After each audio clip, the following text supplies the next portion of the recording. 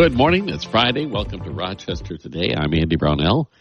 It's News Talk 1340 KROC AM and 96.9 FM. And it is time for our monthly chat with Steve Lange from Rochester Magazine. Hey, Steve. How's it going, Andy? It's been better. Yeah.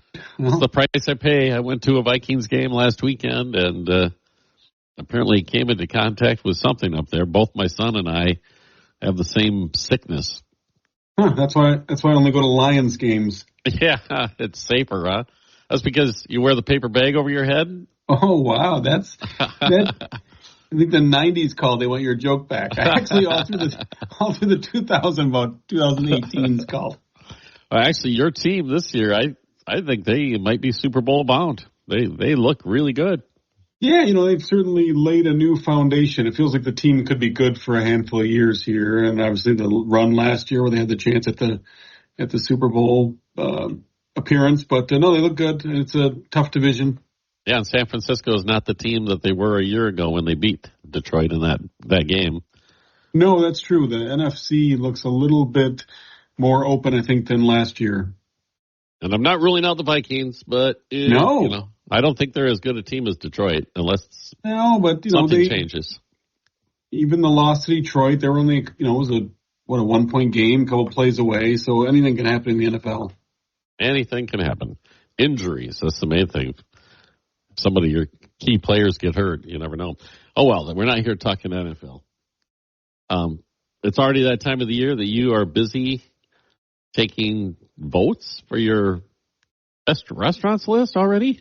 Yeah, so you can go to rochestermagazine.com and click on, there's a link at the top of the page there, and you can vote for your favorite Rochester restaurants. So yeah, the voting period is all of November. Just got a couple weeks left here, and then we release the results in February for our February issue. So yeah, this is our 26th annual Best Restaurants ballot, which seems crazy because I started this thing when I first came out here, but that seems impossible. That does seem impossible. We've always got a lot of the staples as far as the categories, but a few new ones this year, and there's always a lot of times I think I just pick the new ones based on what I want to find in town. So like we have Best Buffalo Wings this year. I'm trying to track down the best Buffalo Wings in town. Best place to rent a room for events for 50 plus or less than 50 people. Best locally brewed beer. So we've asked about breweries in the past, but we're looking for the best specific beer from a Rochester brewery. So about 36 categories. It's pretty easy to get through if you fill it out, and you can vote once a day online, but you also enter to win one of two $50 gift cards we're giving away to lucky readers. So I can have more than one vote. I can't do it. Yep, you can vote every day from a valid email address. You can vote once a day online. Did you do that before? We've done it on and off. It's actually been better for us because we get so many fewer paper ballots. We used to get such a high percentage of paper ballots, and you could vote on your paper ballot as many times as you wanted to, within reason. You had to fill out your address, and actually we do the best we can to keep people from stuffing the ballot box. It says in the rules, like if you're trying to be unfair, then we won't count your ballot. So we want, if we get 50 ballots that come in, like paper ballots, and they only have one restaurant filled out for 5 categories and there's no other votes, we don't take those. And if people are voting online, we track the voting online. If people are just voting for one restaurant in 10 categories or every category, we try to eliminate that. We really do our best to make this as, we know it's not objective, but we try to make it less objective than someone just, and the problem for people trying to stuff the ballot box is, A, we're doing that, but B, we get so many votes that it's really tough you got to put a lot of effort in. And, it should be restaurants promoting themselves and sharing it on Facebook and asking people to vote for them. That's all fair and good. But when people are just doing a ballot dump and sending the same names in, we take the first one of those and then we discard the rest. All right. Sounds like a lot of work. It is a lot of work, and I've always kept it as in-house as possible so that when people accuse us, and they do, of not having their favorite as the winner for, best burger place or whatever. Imagine that. They're always accusing me directly because I do.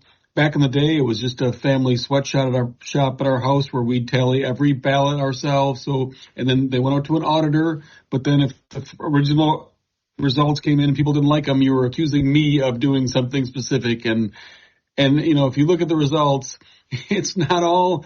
We certainly have plenty of non-advertisers win and plenty of advertisers not win. The advertising we know helps people get votes because that's what advertising does. But anyone questioning it would be hard pressed to make a real case, because if that was true, all of our advertisers would be winning first place in every category. So we've talked about this 26 years apparently. Yes, really. This first time I think I've heard you mention that you had an auditor look at this. We have a third party group that does these kinds of things. So they oversee these kinds of contests. So we just sign up for that. We sign up for that group. They kind of walk us through how to set it up fairly and make sure we're not doing certain things. And then they get to look at the results. They get to look at the, sampling of paper ballots type thing. It's not a full blown audit, but they do the best they can. So we can at least say we have help from them. Somebody checked it out. Yep. And, we have that. And again, since it almost all goes through me and my team, we keep the results as transparent as we can, and I keep all the ballots for a couple of years so people can look back or at least ask me. They can't actually look at them, but, we do the best we can. If people are trying to stuff the ballot box, we try to eliminate that. If people are just promoting it, that's fine. I have this vision in my head in your garage, these filing cabinets just overflowing with these ballots from 26 years ago. It used to be, back in the day when we first started this, there wasn't an online voting component really. In 2000, we might have had a little bit of an online presence, but we used to get, thousands of paper ballots. And each one, if they only have 20 votes out of the 36 or so, we might have 40 or 50,000 votes we were tabulating back in the day. So yeah, it would pay my kids to tally, and we'd have an office, party where people would sit there and tally, and then the next person would check the tally. And it's a lot easier now. It's a lot easier. And now when you try to vote, you can start typing the name of the restaurant, and it'll often call it up on the ballot so you know exactly, because that was a problem too. You'd get, people misspelling. Well, Pasquale's is a good example. You might get 15 different spellings of Pasquale's. Right. So, it was hard for me to kind of trudge through that stuff, but it's much easier now. So with your kids, this was years ago where you forced them into labor. Is this something they have a fond memory of, or is this one that you get a ribbing around the holidays? Oh, Dad used to make us do this. I can't believe he did it. I like to think it's fond because I paid them. So for them to get, I think they got something like 10 cents or a quarter per ballot they do, and that was, I think, just coming out of my pocket. So yeah, they actually made some decent money doing it. So I'm assuming it was fun for them to make, 10 or 20 bucks as a 10-year-old kid was probably a big deal. All right. So end of the month, you can get your votes in for it's not just best restaurant, but that's what we know the survey as. And we'll look forward, I guess, to hearing the results later on, Steve. I always do. I always look forward to it. It's going to be a good one this year. And the best new restaurant is always a fun one for me, and lots of good choices there. So, all right. We'll take a quick break. We'll return it in just a moment. Steve Lange is here from Rochester Magazine on Rochester Today. News Talk 1340, KROC AM and 96. Welcome back, Rochester Today, Friday. I'm Andy Brownell with Steve Lange, Rochester Magazine on News Talk 1340, KROC AM and 96.9 FM. In this month's edition, Steve, you had a nice piece about a researcher at Mayo and the story of how he became a researcher at Mayo and the difficulties his family faced and the reasons why he is a researcher at Mayo. I thought it was a nice piece. Yeah, Elliot Mann is a freelancer who does a few of these profiles for us a year and did a really nice job with the story that, that's what he has devoted his life toward is researching diabetes and trying to, he's leading actually a cutting edge Mayo Clinic lab that's searching for a cure for diabetes. So just a really cool story about a guy who pivoted based on some real personal, touches that drove him to another career path, and they're doing unbelievable things at this lab. So it's a cool story about the lab as well, but Quinn Peterson has really, led that charge. And I know, one of the neighbor kids around where I live was diagnosed with type 1 diabetes at a very young age. That's a That's a scary diagnosis for a kid. Well, a scary diagnosis for the whole family. And that's a big part of the story. 3 of your kids have that. Wow.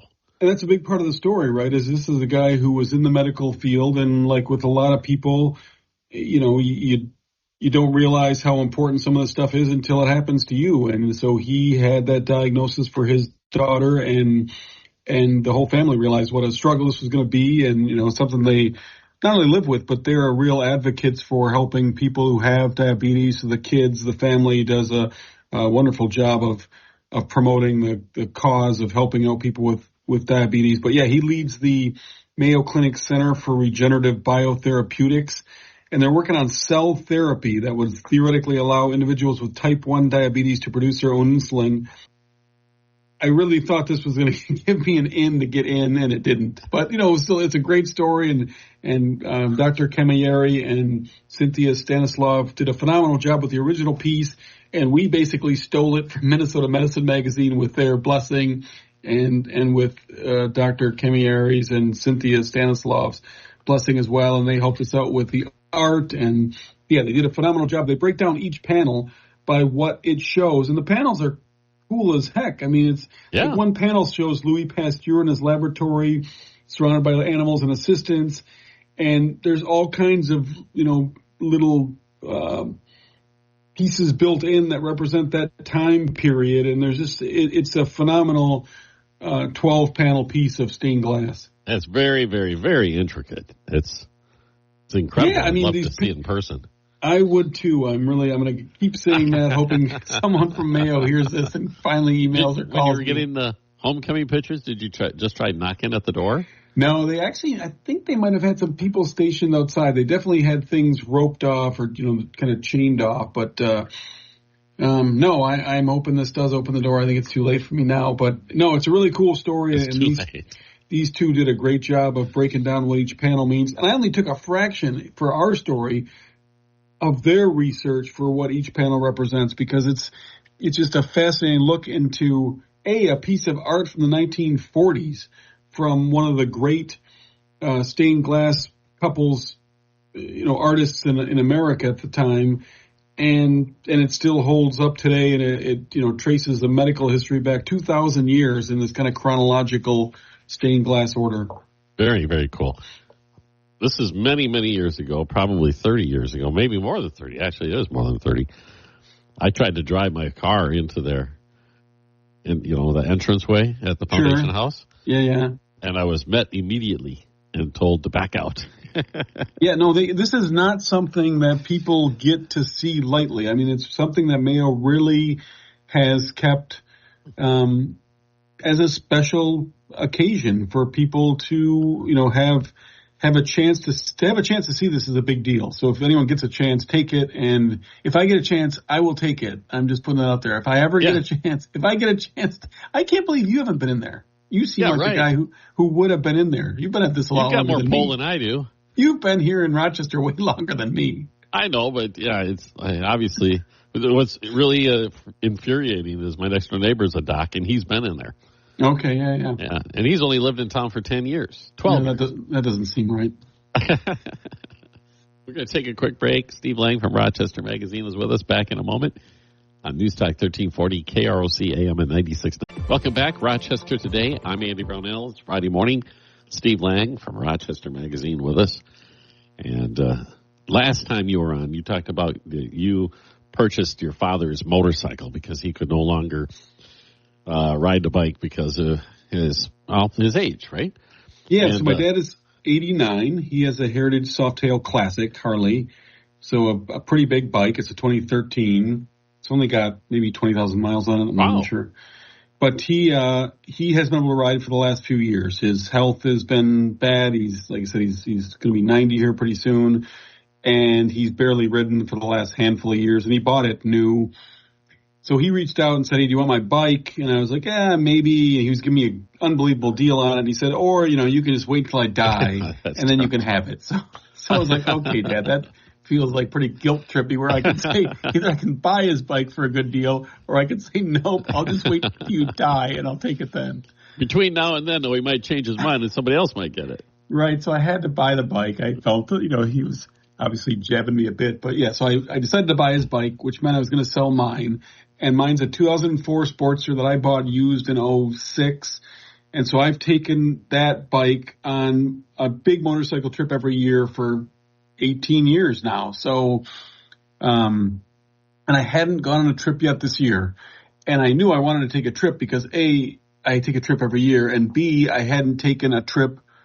Could be my last year to take a trip with a Sportster, right? So it was middle of October. There was that a doesn't chest seem like tournament. such a tragedy. No, but it was middle of October. It was really cold. There was a chess tournament in the cities. I had to be at a meeting in Alexandria for work on Monday, and I said, I'm just going to take some days off and turn it into a motorcycle trip because it was my last chance, I thought. And when I left on that Saturday morning in October, it was 47 degrees out. It was like 8 o'clock in the morning. You got to be at this chess tournament by 10 in the Dyna. And I mean, it was just miserable. I was full on, snowmobile gear, my gloves and hand warmers all over my body.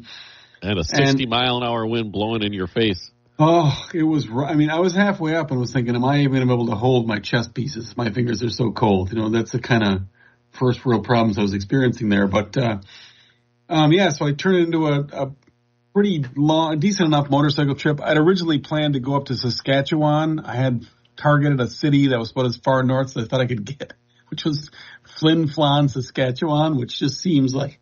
How did you choose that? I was just looking at a map and I thought, what's the farthest north I can go if I just head north for a couple of days? To go as far north as I can go and then come back. And I saw that looked like one of the last kind of, reasonable places to go. Okay. It's right on the border of Manitoba and Saskatchewan, and it's pretty far northwest of Winnipeg. And so I thought, okay, I've got to go up to northwestern Minnesota for this meeting in Alexandria. Anyway, I'll just head up there, and then... it's going to get colder when you go to Canada. That was the thing. I was actually leaving for the meeting on Monday morning in Alexandria, and it was like 35 degrees out, and there was a freeze warning. Like the guy at the hotel desk is like, there's a freeze warning. If the roads freeze, I'm like, well, I can't ride the bike, obviously. So I had my meeting on Monday in Alexandria, and I just started heading south instead. I had to bail on Flin Flon, and I went down to southwestern Minnesota and southwestern South Dakota and just hit that area. It wasn't any warmer. There was one day I rode where it never got above 50 degrees. It was just miserable. I was stopping at every tourist attraction I could find. I went to largest ball of twine wound by one man in Darwin. I went to New Ulm for the Glockenspiel and hung out there, but I was mostly just hitting every coffee shop and quick trip I could stop at on the way just to warm up. Did you get a lot of stares from people in their nice, comfortable cars looking at you going, are you nuts? It was so windy that week too. It was unbelievably windy. I'm sure you remember. It was like middle of October and it was just like 40, 50 mile an hour winds, certainly 30s for an entire day or two. So I had to just keep going to lower and lower speed limit roads. Like I started off on the highway on 94 and then I'm like, I can't do this anymore. I could barely keep the bike on the road. Then I got off onto, I don't remember what road it is there, but I did the Glacial Trail Scenic Byway, which goes up like to Alexandria from like Mankato and New Ulm. But it was rough. I mean, I'm seeing tundra swans on the Glacial Trail Scenic Byway, and that was not helping warm me up by any means either. So this was the swan song for the Sportster. So it very well should be, and I'll tell you, this is a kind of a cool take. So I wrote this story. It goes online and in Rochester Magazine, and I get a text 2 nights ago from a guy I know in Bay City, Michigan, where my dad lives. And he says, hey, I read your story. Are you selling your Sportster? And I said, yeah. And he's like, I want to buy it. So he said, I'm just checking my Venmo right now, but he was going to give me a down payment today. So he very well might be buying my Sportster based on reading this column, 660 miles away. And it's perfect because then I can ride my bike out, drop it off, and pick up my dad's bike and ride that back. It would be ideal for all of us. You're going to wait till the spring to do this, I take it? I may very well wait till the spring. I was trying to find a window here where I could ride out in the next few weeks. It doesn't look too good. I could also just trailer it out, but that doesn't seem very fun. But no, so I think I sold the motorcycle by writing this column, which in hindsight may have been my intent. Oh, there you go. So are you going to get emotional when you say goodbye to the bike? You know, I don't normally get emotional about things, but I will tell you this bike has, taken me through 36 states over, dozens of ferries, every kitsch spot along the way in those 36 states. My kids, when they were little, would come, be waiting in the driveway when I'd ride the bike home from work with their gear on and sit on the front of the motorcycle in front of me, and they'd get to push the turn signal to determine which way we were going to drive slowly around our neighborhood. And, my youngest daughter we'd go to Jeff's Little Store and go, for little trips out there on weekends. So yeah, I'll definitely miss the bike. I think I'll miss more what it represented, but sure. The Softail Classic is a much better bike for longer rides, especially at my age. So doing 400 miles in the Sportster is pretty painful for me now. I'm hoping it's going to be a lot better on the Softail Classic. I can't even imagine when you were younger in those long trips on a Sportster. That must have... I did a few 500 and 600 mile days on the Sportster, and that is pretty painful, I will tell you. I was at the end of a couple of those. One, I couldn't stop. I had to go across the UP. I couldn't find anywhere to stay, and I had to make it all the way across the UP. In the middle of the night, it was a horrible situation, and I vowed I would never do more than about 400 miles a day again. One of the aspects of your story about this that I really got a kick out of was you had your daughter with you, and you went to, I think it might have been Jeff's Little Store, and you ran into what you described as some very serious bikers. It was awesome. So my daughter Emma was at that point old enough to ride in the back. So when you could ride in the back and have the foot pedals, pegs, your foot on the pegs, you're allowed to ride in regular roads. And maybe you're not in the neighborhood either. Maybe I was breaking the law then. But after she was old enough, we would take real rides, right? And so we stopped at Jeff's Little Store, and Emma was on the back of the motorcycle, and this group of, 8 or 10 bikes come roaring in, and they're hardcore bikers, right? And I didn't even get a chance to write a lot of this in the story, but so they get off, and Emma and I are sitting. We'd always go and get ice cream or whatever. Jeff's Little Store is great food. I don't know if you know that place on Marion Road. Awesome little gas station there. But so we're sitting on the bench outside there. They got some places to sit. And these bikers come by, and they're all giving Emma fist bumps and talking to her. And the one woman comes over, and she's a full-on biker gear, and she pulls out of her back pocket or out of her saddlebag, whatever, like a Harley headband, and gives it to Emma. And, it's brand new. Like, it's surprised she kept it, and I'm guessing in case something like this came up.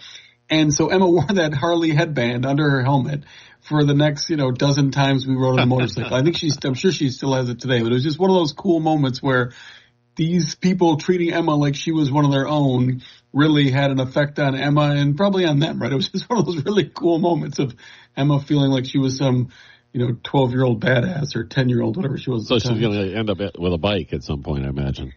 She's talked about it. None of my kids, my son rode for a bit, but, and he took the classes at RCTC, which are phenomenal, the learn to ride classes. So he went through that, but I did offer the bike to all of them with lessons included, and nobody bit. They said, yeah, Dad, it's a Sportster. It's not comfortable at all. I know. Lindy and my wife doesn't particularly like to ride on the back, which maybe she will with the Softail Classic. But yeah, the Sportster is not.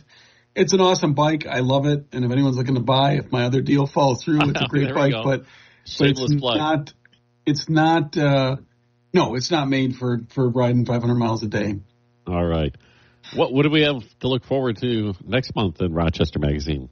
So next month is a really cool story. Well, a number of things. We've got our 100 Days of Winter calendar, which has an event for every day starting December 1 through, December, January, March 10th or so. And then we have our annual gift guide. So lots of local gifts. So you can peruse that and figure out where to shop locally and nationally. We have a lot of people advertise in that section as well around the country. And then I'm doing a piece on I probably shouldn't give too much away, but another really cool research piece from Mayo Clinic. So just doing some amazing stuff. And maybe if we have space, or maybe a really cool historical piece for you, Andy. But if not, that will be pushed to the January issue. So. All right. Well, I look forward to it, Steve. I appreciate you taking time to chat with us. Yeah, thanks for having me. I really appreciate it. We'll talk to you in a few weeks. Thank you. Yeah, see, I hope you feel better. I hope so, too. Steve Lange From Rochester Magazine on Rochester Today. It's News Talk 1340 KROC AM at 96.9